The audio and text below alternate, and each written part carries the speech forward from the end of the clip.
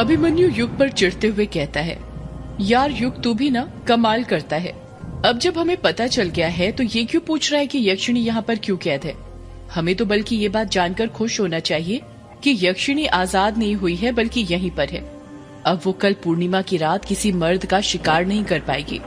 हाँ अभिमन्यु, मैं समझ रहा हूँ तेरी बात, पर एक बात अंदर ही अंदर मुझे खाई जा रही है, और वो ये है कि यक्षिणी कमरे के अंदर ही कैसे कैद रह सकती है, जबकि हम तो वो दरवाजा खोल चुके हैं ना, और उसके अंदर से भी आ चुके हैं। याद है तूने कहा था कि जहाँ पर अदृश्य शक्तियों को बांध कर रखा जाता है, यदि हम वहाँ के किसी सामान को छू लेते हैं या फिर सामान के साथ छेड़छाड़ कर देते हैं तो वहाँ की अदृश्य शक्तियाँ बंधन से मुक्त हो जाती हैं। और उस रात मेरे हाथ में भी तो अपने आप पेन आ गया था। इस हिसाब से तो यक्षिणी को कमरे में से आजाद हो जाना चाहिए था। अभिमन्यु युग पर शक करते हुए कहता है, यार तेरी बातों से मुझे ऐसा क्यों लग रहा है जैसे तू यक्षिणी को सच में कमरे से आजाद कराना चाहता था और वो पेन जानबूझकर तूने कमरे से बाहर निकाला था। युग हिचकिचाते हुए कहता है, ये तू क्या बोल रहा है यार, सच में मुझे नहीं पता वो पेन कैसे मेरे हाथ में आ गया था। भला मैं यक्षिणी को आजाद करके क्या करूँगा? वो कौन सी मेरी रिश्तेदार लगती है? यार अगर यक्षिणी तेरी रिश्तेदार नहीं लगती तो दुखी क्यों हो रहा है? खुशी मनाना कि वो कमरे के अंदर ही कैद है, बाहर नहीं निकली। और अभी मैंने तेरे सामने डाउजिंग की मदद से उसका पता लगाया ना, और डाउजिंग विधि कभी गलत नहीं हो सकती, समझा? अभिमन्यु उबासी लेते हुए कहता है, देख मुझे ना अब बहुत नींद आ रही है, अब सोने जाने दे। पिछले 2 दिन से रोज रात को 4 बजे तक जगा रहा है मुझे। आज चैन की नींद सोऊंगा बिना किसी डर के। इतना कहकर अभिमन्यु नीचे हॉल में जाने लग जाता है, पर युग की नजरें अभी भी रूम नंबर 666 पर गड़ी हुई थी। उसकी समझ ही नहीं आ रहा था कि यदि उसने दरवाजा खोला था तो यक्षिणी बाहर क्यों नहीं निकली थी। एक तरफ युग और अभिमन्यु ने यक्षिणी का पता लगा लिया था, तो वहीं दूसरी तरफ अमोदिता किश्नोई नदी पर पहुंच गई थी। अमोदिता रोंकामुचा घाट पर खड़ी हुई थी। किश्नोई नदी धीमी रफ्तार के साथ बही जा रही थी। अमोदिता के सिवा रोंकामुचा घाट पर और कोई नहीं था। वो अकेले ही वहाँ पर खड़ी हुई थी। अमोदिता अपने अगल बगल देखती है। जब उसे कोई नहीं दिखता तो वो अपने हाथ की मुट्ठी खोलती है जिसके अंदर उसने वो काली पुड़िया पकड़ी हुई थी। अमोदिता वो पुड़िया खोलने लग जाती है। पुड़िया के अंदर की हल्दी की गांठ पूरी तरह पीली से लाल हो चुकी थी। उसी हल्दी की गांठ से कायर का बाल लिपटा हुआ था। वो बाल पूरी तरह हल्दी की गांठ से चिपका हुआ था। ऐसा लग रहा था जैसे वो बाल हल्दी की गांठ के अंदर घुसने की कोशिश कर रहा था। रजनी ने अमोदिता को जो मंत्र बताया था उसका जाप करते हुए अमोदिता वो बाल हल्दी की गांठ में से निकालने लग जाती है। अमोदिता को हल्दी की गांठ से बाल निकालने में कड़ी मशक्कत करनी पड़ रही थी, क्योंकि वो बाल पूरी तरह हल्दी में समाहित हो चुका था। अमोदिता हल्दी की गांठ से बाल निकाल ही रही थी कि तभी उसकी नजर नदी पर पड़ती है और वो देखती है कि नदी के पानी के ऊपर अचानक कई सारे जुगनू मंडराने लग गए थे। अमोदिता खुद से बड़बड़ाते हुए कहती है, ये इतने सारे जुगनू कहाँ से आ गए नदी के पास? आज से पहले तो इतने जुगनू कभी नहीं देखे। अमोदिता ने इतना कहा ही था कि तभी उसकी नजर उसके हाथ में पहनी वॉच पर पड़ती है और वो देखती है कि 4 बजने में 5 मिनट ही कम थे। अमोदिता खुद से कहती है, छोड़ो, मुझे क्या करना है इन जुगनुओं से? आए हो कहीं से भी, मैं तो वो करती हूँ जो मैं यहाँ पर करने आई हूँ। 4 बजने वाले हैं। यदि 4 बजे से पहले मैंने ये टोटका नहीं तोड़ा तो गड़बड़ हो जाएगी, और यदि इस बार कोई गड़बड़ हुई तो माँ मुझे छोड़ेगी नहीं। इतना कहकर अमोदिता वापस से हल्दी की गांठ में से बाल निकालने लग जाती है और कुछ ही देर में वो हल्दी की गांठ से पूरी तरह बाल अलग करने में कामयाब भी हो जाती है। अमोदिता ने काला कपड़ा, हल्दी की गांठ और कायर का बाल तीनों अलग अलग कर लिया था। अमोदिता फिर अपनी नजर अपने आसपास घुमाती है। जब वो पूरी तरह संतुष्ट हो जाती है कि कोई उसे देख नहीं रहा, वो धीरे धीरे नदी के किनारे पर बैठने लग जाती है। अमोदिता कपड़ा, हल्दी की गांठ और कायर का बाल एक हाथ में पकड़कर अपना हाथ नदी के ऊपर रखते हुए कहती है, ओम ह्रीम श्रीम ह्रीम वज्र कवचाय हुम पीताम्बरे तंत्र बधम नाशय नाशय। अमोदिता बार बार इसी मंत्र का जाप किए जा रही थी। जैसे जैसे वो मंत्र का जाप कर रही थी, वो जुगनू उसके हाथ के पास आकर मंडराने लग गए थे। ये सब देखकर अमोदिता काफी हैरान हो गई थी, पर मंत्र का जाप शुरू करने के कारण कुछ कर नहीं पा रही थी। अमोदिता 7 बार मंत्र का जाप करती है और वो तीनों चीजें नदी के अंदर प्रवाहित कर देती है। वो जैसे ही उन चीजों को नदी के अंदर डालती है, वो जुगनू अचानक से गायब हो जाते हैं। अमोदिता हैरानी के साथ कहती है, अरे वो जुगनू कहाँ पर चले गए? अभी तो यहीं पर थे। बड़े अजीब जुगनू है। जब मन करता है तब दिखते हैं, जब मन करता है गायब हो जाते हैं। इतना कहकर अमोदिता पीछे मुड़ती है। जब वो पीछे मुड़ती है तो और ज्यादा दंग हो जाती है। उसकी आंखें फटी की फटी रह जाती हैं। उसके पीछे काला कुत्ता खड़ा हुआ था। ये वही कुत्ता था जो उसे उसके घर के पास वाले चौराहे पर मिला था। वो कुत्ता अमोदिता को घूरे जा रहा था। अरे, ये कुत्ता यहाँ पर भी आ गया। ये तो मेरे पीछे ही पड़ गया। अभी मजा चखाती उस कुत्ते की औलाद को। इतना कहकर अमोदिता नदी के पास ही पड़ा पत्थर उठाती है और उस कुत्ते की तरफ फेंक कर मार देती है।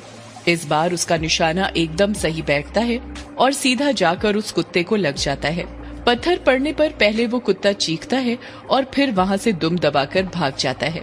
अमोदिता खुश होते हुए कहती है, ये हुई ना बात, आज तो मेरे दोनों निशाने एकदम सही जगह पर लगे हैं। उम्मीद है कल तक कायर पर से टोटके का असर भी खत्म हो जाएगा। इतना कहकर अमोदिता अपने कदम वापस अपने घर की ओर बढ़ाने लग जाती है।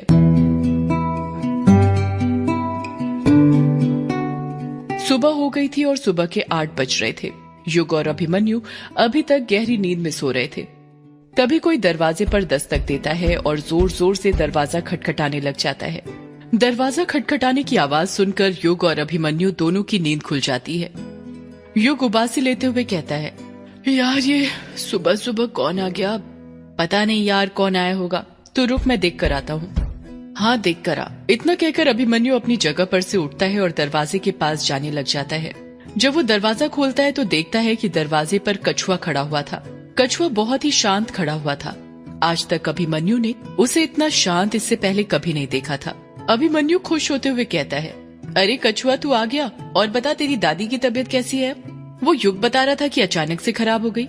यार मैं ना मिलने के आने की सोच ही रहा था, पर अभिमन्यु ने इतना ही कहा था कि तभी वो चुप हो जाता है। उसके चेहरे का रंग उड़ जाता है। कछुए के पीछे से बिंदु निकलती है जो कि बड़ी बड़ी आंखें करके अभिमन्यु को घूरती जा रही थी। अभिमन्यु हैरानी के साथ कहता है, बिंदु तुम और यहाँ पर? बिंदु कछुए के आगे आते हुए कहती है, हाँ मैं और यहाँ। पर तुम इतना हैरान क्यों हो रहे हो अभिमन्यु मुझे यहाँ देखकर? और ये बताओ कायर कहाँ है? कल से जब से कॉल कर रही हूँ एक बार बात नहीं कराई तुम लोगों ने मेरी उससे। वो ठीक तो है ना? तुम लोग मुझसे कुछ छुपा तो नहीं रहे? अभिमन्यु हकलाते हुए कहता है, वो बिंदु कायर ना। ये कायर क्या लगा कर रखा है? मैंने पूछा कायर कहाँ पर है, मुझे ये बताओ। वो अंदर ही है बिंदु। अभिमन्यु ने इतना कहा ही था कि बिंदु अभिमन्यु को साइड हटाते हुए ग्रेवयार्ड कोठी के अंदर घुस जाती है। अभिमन्यु कछुए के कान में कहता है, अबे कछुए, तू इस बिंदु को यहाँ पर लेकर क्यों आ गया? तुझे पता है ना कायर की हालत कैसी है? यदि उसने कायर के मुंह से अमोदिता का नाम सुन लिया तो कायर की लव स्टोरी का यहीं पर दी एंड हो जाएगा। कछुआ धीरे से कहता है, यार मैं तो ये बिंदु की दुकान पर चाय पीने गया था। इसने पूछा कि कायर कहाँ पर है, तो मैंने कहा वो तो वहीं पर होगा ग्रेवयार्ड कोठी में, उससे फोन पर बात कर लो। तो उसने मुझसे कुछ नहीं कहा, बस ये पूछा कि तुम कहाँ जा रहे हो। तो मैंने बता दिया कि ग्रेवयार्ड कोठी। तो वो भी मेरे पीछे साथ आ गई। मैंने मना करने की बहुत कोशिश की, पर तू तो जानता ही है बिंदु सुनती कहाँ है किसी की। अभिमन्यु चिढ़ते हुए कहता है, तेरी चाय के कारण अब पता नहीं यहाँ क्या क्या हंगामा होगा। जब बिंदु कोठी के अंदर घुसती है तो उसे वहीं पर युग दिखता है। वो युग से पूछती है, युग कायर कहाँ पर है? पहले तो युग भी बिंदु को वहाँ पर अचानक से देखकर घबरा जाता है, पर बड़ी ही हिम्मत करके कहता है, वो तो मेरे कमरे में है।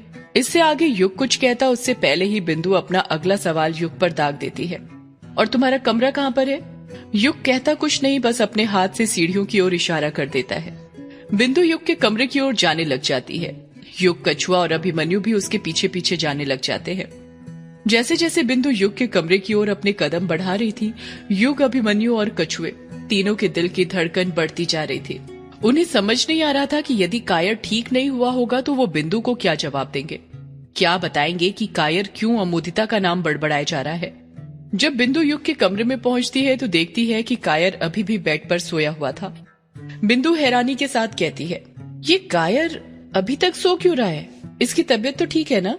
युग, अभिमन्यु और कछुआ बिंदु के सवाल का कुछ जवाब नहीं देते, बल्कि एक दूसरे के चेहरे देखने लग जाते हैं। बिंदु कायर के पास जाकर बेड पर बैठ जाती है। तभी उसकी नजर जमीन पर पड़ी मछली पर पड़ती है और वो कहती है, ये तुमने भुंजी मछली को नीचे क्यों फेंक कर रखा है? तुम्हें खाने का अपमान करते हुए शर्म नहीं आती क्या? युग बहाना बनाते हुए कहता है, वो बिंदु, ये मछली ना खराब हो गई थी, तो कल रात ना मैं इसे डस्टबिन में डालने जाने वाला था। पर तभी लाइट चली गई तो यहीं पर गिर गई थी। बिंदु मछली को छूते हुए कहती है, पर ये मछली तो मुझे ताजी लग रही है, ऐसा लग रहा है जैसे आज ही पकड़ी गई हो, ये खराब कैसे हो सकती है। बिंदु की बात सुनकर युग और अभिमन्यु भौचक के रह जाते हैं। वो मन ही मन सोचने लग जाते हैं, ये कैसे हो सकता है, कल रात तो मछली सड़ने की बदबू आ रही थी, ये ताजी कैसे हो सकती है। युग और अभिमन्यु इस बात का पता लगा पाते उससे पहले ही कायर नींद में से उठने लग जाता है। कछुआ अपने हाथ से कायर की ओर इशारा करते हुए कहता है, वो देखो, लगता है कायर उठ रहा है। बिंदु कायर के माथे पर हाथ फेरने लग जाती है। तभी धीरे से कायर अपनी आंखें खोल देता है और कुछ कहने के लिए अपना मुंह खोलने लग जाता है। अभिमन्यु और युग मन ही मन ये दुआ कर रहे थे कि कायर अमोदिता का नाम न ले, वरना भांडा फूट जाएगा।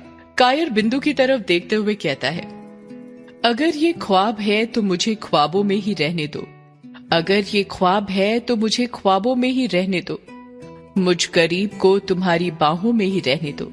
मैं जिंदगी नहीं बिता सकता तुम्हारे बिना, मैं जिंदगी नहीं बिता सकता तुम्हारे बिना, तुम मुझे हमारी हसीन यादों में ही रहने दो। कछुआ कायर के मजे लेते हुए कहता है, बेटा ये तुम्हारा कोई मुशायरा नहीं चल रहा है, जरा आंखें अच्छे से खोलो, बिंदु देवी साक्षात यहाँ पर पधारी हैं, सिर्फ तुम्हारे लिए, समझे। जैसे ही कछुआ ये बात बोलता है, कायर को अपनी आंखों पर यकीन नहीं होता है। वो 2 से 3 बार अपनी आंखें मलता है। जब बिंदु उसे वहीं पर बैठी मिलती है तो वो फुर्ती के साथ उठकर बैठ जाता है और खुश होते हुए कहता है, बिंदु तुम यहाँ पर, और क्या ये कछुआ सच कह रहा है, तुम यहाँ पर मुझसे मिलने आई हो।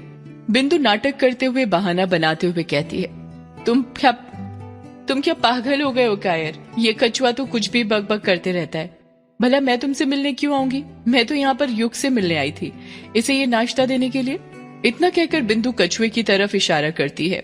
कछुआ अपने हाथ में पॉलीथीन पकड़ा हुआ था जिसमें बिंदु ने नाश्ता पैक किया था।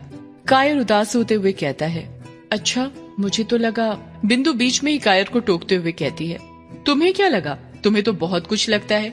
और ये बताओ, कल युग और अभिमन्यु ने तुम्हें बताया होगा ना कि मेरा कॉल आया है, तो तुमने रिटर्न क्यों नहीं किया, तुम्हें पता भी है कितना सारा सामान लाना था हमें मार्केट से।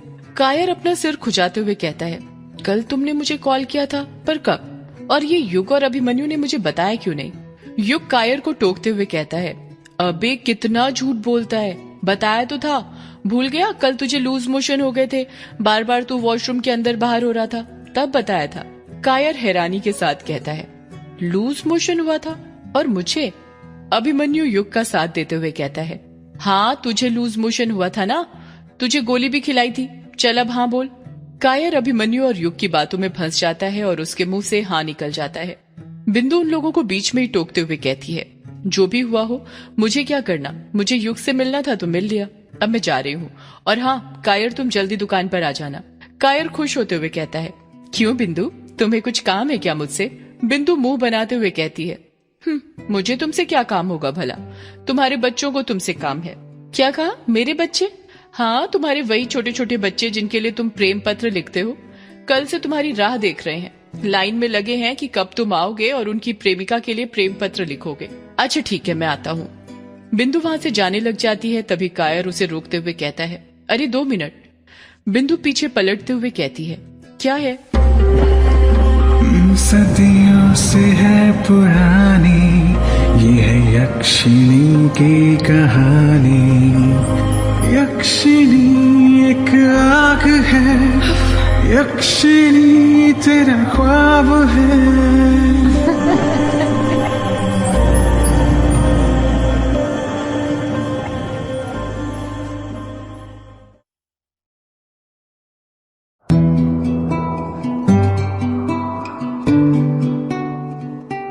बिंदु को रुकता हुआ देखकर कायर खुश हो जाता है। वो मन ही मन सोचने लग जाता है, ये बिंदु को क्या हो गया है, ये तो मेरी बात मानने लग गई। पहले कभी रुकने को बोला करता था तो नहीं रुकती थी, और आज देखो झट से रुक गई, जैसे मेरे ही रोकने का इंतजार कर रही थी। बिंदु कायर पर चिढ़ते हुए कहती है, अब चुप क्यों हो कायर, बोलो क्यों रोका है मुझे। कायर शर्माते हुए कहता है, वो बिंदु अब तुम यहाँ तक आ ही गई हो तो थोड़ी देर और रुक जाओ ना, मैं बस अभी 2 मिनट में फ्रेश होकर आता हूँ, फिर हम दोनों साथ में ही चलेंगे। तुम जब तक पैदल पैदल पहुंचोगी उससे बेहतर है तुम मेरे साथ ही चलना। बिंदु सोचने लग जाती है कि वो क्या करे, कायर के फ्रेश होने का इंतजार करे या नहीं। क्योंकि घर पर उसकी माँ ने उसे जल्दी आने को बोला था। बिंदु को कुछ सोचता हुआ देखकर कायर फटाक से बिस्तर